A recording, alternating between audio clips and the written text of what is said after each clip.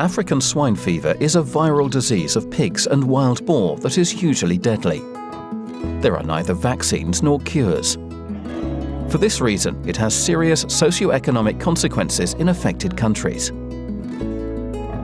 The virus can persist for several months in the environment and in carcasses. Curing or smoking pork products does not always destroy it. Humans are not susceptible to the disease, but they can spread it through contaminated clothes or equipment. The clinical signs of African swine fever are variable and not always easy to recognize. Typically, diseased animals will show some or all of the following symptoms: high fever, weakness and reluctance to stand, vomiting, diarrhea, sometimes bloody, red or blue-colored skin, particularly around the ears and snout, coughing and difficulty breathing, miscarriage, stillbirths and weak litters. Most of the diseased animals will die within 10 days.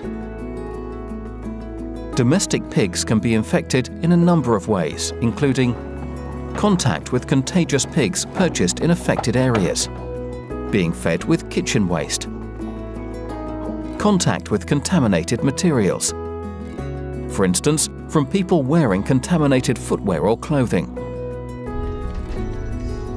Contact your official veterinarian immediately if you suspect African swine fever has infected your herd. Do not move animals from the farm. Always change clothing and footwear when leaving the farm. Before purchasing feed, litter or pigs, ensure that they come from trustworthy farms that have carried out the necessary measures to protect their farms from the virus.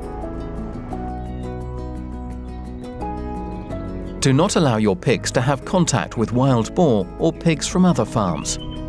Never feed kitchen waste to pigs. Avoid outdoor farming in areas affected by African swine fever. Do not acquire pork or pork products from affected areas which could cause risk. Wild boar hunters should not come into contact with domestic pigs after hunting. Hunters and farmers should not leave offal from wild boar or domestic pigs in the fields and forests. Do not leave food or waste in areas where wild boar may be present.